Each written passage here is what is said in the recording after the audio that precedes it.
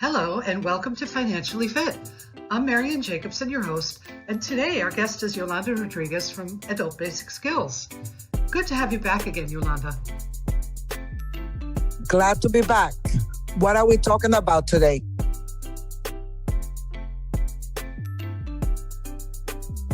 Spending, the first indicator of financial health. My spending, your spending, and how it impacts our future.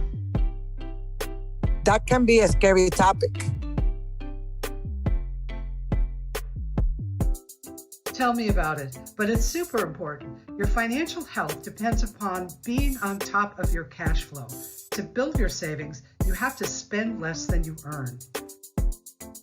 That directly affects your ability to be resilient. It can be hard to talk about spending. The things that we value and that drive us to spend our money can be deeply personal.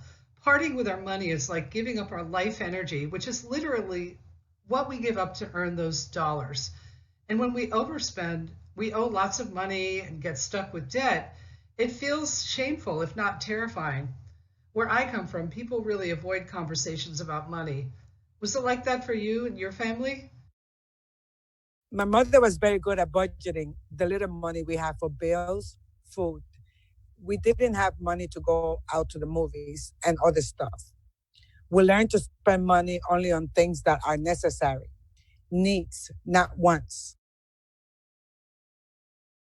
Thanks so much for sharing that, Yolanda. You know, over 2/3 of Americans have a budget, but over 1/3 don't keep to that budget.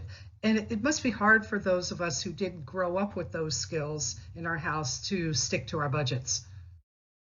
I'm lucky that my mom taught me good habits early in life. That made a difference for my financial health later on. But if you're new to budgeting, start by watching the presentation by our colleague, Antonio Olivero from Student Financial Services at LaGuardia. Oh, Antonio did a great job. He is definitely the budget guy. But for me, the strategy of writing down everything I spend just doesn't work. I've tried it over and over again, and I just end up dropping it. My life is too crazy to keep a budget.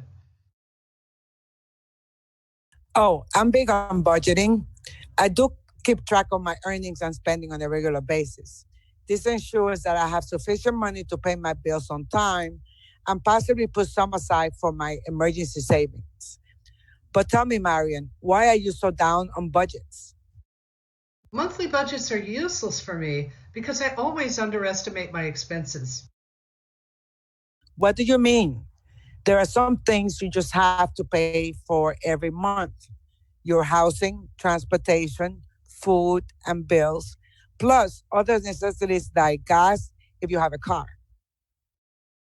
If I proceed to spend that much every month, I'm going to be in big trouble when my car breaks down, or if it's December and I have all this holiday shopping to do. Plus, keeping a budget is boring. Or maybe I'm just not the detailed penny tracking type. There's a simpler way to go about it. And what's that, Marian? I'm all ears. A simple spending plan. It's an easy way to budget that helps you save and still allows you the freedom to spend on things you value, within reason, of course. I just read about it in an article in a blog called Money Under 30. It says that making a detailed budget can only make your financial health worse. The problem is most people hate thinking about where they'll need to cut back. In other words, when money is tight, focusing on that fact day in and day out doesn't do you much good. So what's the fix? Good question. I've been reading about this idea in a couple of personal finance blogs and the Money Under 30 article I mentioned. The idea is to figure out what you spend each month. You subtract that amount from what you earn each month. What's left over? Your spending allowance. Here, I wrote it for you on the back of a napkin. Earnings minus monthly expenses, rent, food, and utilities, equals the spending allowance, or what you spend and save. Hey, you just ruined a perfect good napkin. Those are hard to come by right now. Bear with me. I've given you the key to spending sanity. Does it mean I have to go through all my napkins? Of course not. I have a fancier worksheet you can use. This one's based on the monthly money list from the Budgetnista blog. After you fill in the numbers in the middle column, you'll know how much money to allocate for your bills each month. Subtract that from the earnings, and you will know how much you've got left over, and that's your spending allowance or your spending and savings allowance. Are you going to fill that out? No, I don't think so. But hey, I have a better idea. Let's use the information from Antonio's budget so people can compare the two different ways of tracking expenses. Okay, I see Antonio has $310 left over after paying the bills. Should he be saving some of that? I knew you would ask that. Saving money is a great idea, and it's certainly easier said than done. But of course, when Antonio saves, whatever amount he saves is going to earn interest. His money will grow. So how do you keep track of everything if you're not writing down your expenses like I do when I budget? Another great question. Another idea I got from the personal finance blogs is the single card method. That's when you just use a single debit or credit card for all your purchases and let the technology do the tracking for you. It'll all show up in your monthly statement. So that means I can keep better track if I just use my debit or credit card for everything. And the monthly statement tells me where all my money is going. I also like this because you don't need to carry any cash. So what do you think? Are you ready to ditch the budget? This method is much easier than writing down everything you spend.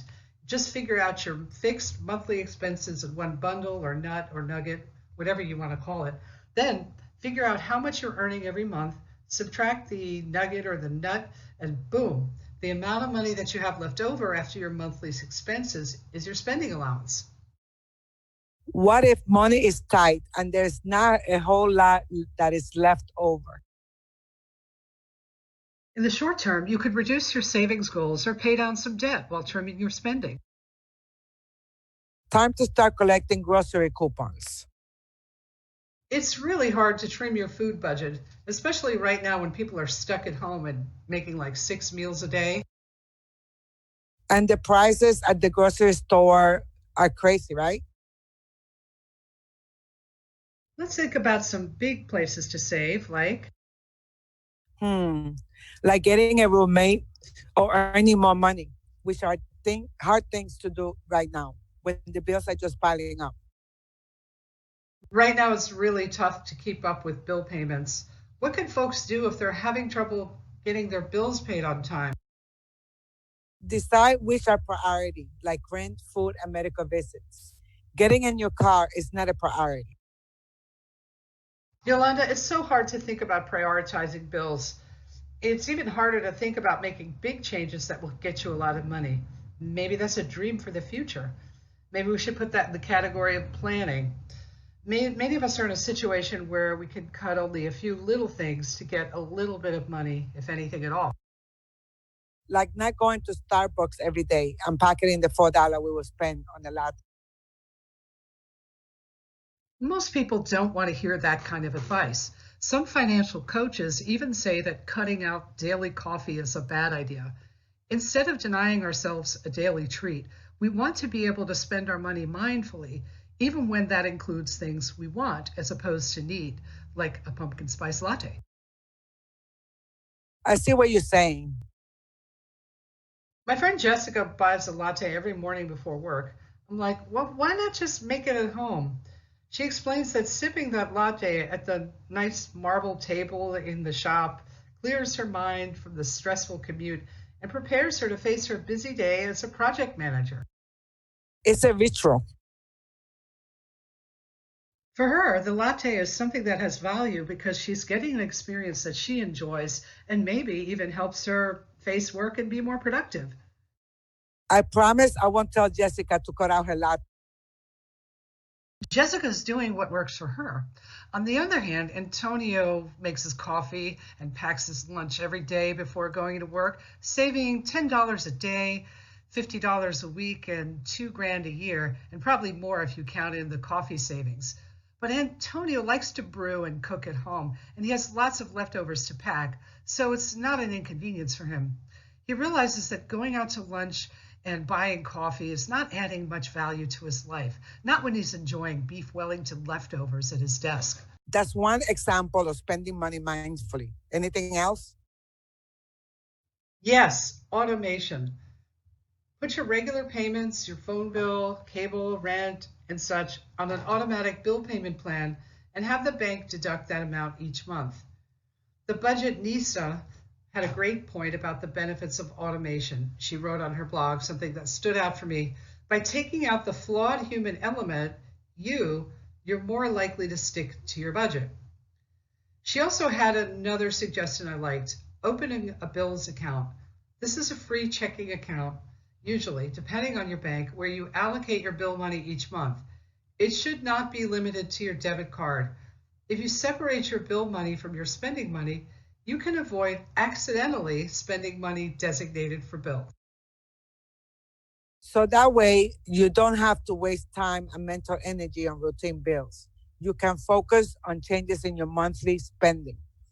And you're less tempted to spend that money if it's in a separate account. That's right. If your monthly spending nugget is 2,500 and you're about to reach the max, you can easily keep an eye on how much of your spending allowance you've used for this month.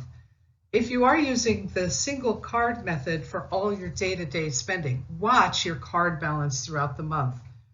If your family's spending is $2,000 in a month and your credit card balance reaches $1,500 before the 15th, you know it's time to ramp down the spending. If it's a slow month where you haven't spent close to $1,000, you can pay down some of your debt or buy something you want. Like another squeeze box to fuel my accordion obsession? Really, Marian, 4 accordions? Okay, let's not go there. Time to wrap up. What did we cover today? A lot. First, Marian thinks budgets are overrated. They create stress and we tend not to stick with them. I'm a budget girl, like Antonio's a budget guy. I enjoy tracking spending and putting things in categories.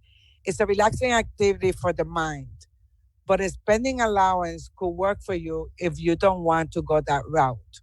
However, you are spending and tracking your money, if it works for you, it's good. You just need to know how much you can spend per month, your spending allowance or your spending and saving allowance, after you've covered the big monthly expenses. I definitely like the idea of tracking how much of your spending allowance you are spent. And using one debit or one credit card for everything you buy. Cash is dead. Cash, rest in peace. That is a weird way to end. I want to also wish everyone listening good luck on your journey to financial health. And that path is yours to choose. If you're into budgets like Antonio and Yolanda are, that's terrific. But if you prefer a quicker method like the monthly spending allowance using that worksheet, or if you just have a wallet full of receipts that you want to count up next month, we are not judging.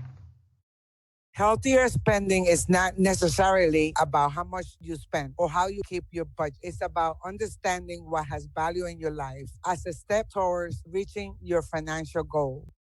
If you or someone you know at LaGuardia is experiencing financial stress, please reach out. LaGuardia Cares has resources to help you. You can email them to find out their office hours and services, or just pick up the phone and call 718-482-5129, and they will make an individual appointment for you. Yolanda, thank you so much for all that information and for joining the conversation about spending as a way to financial health.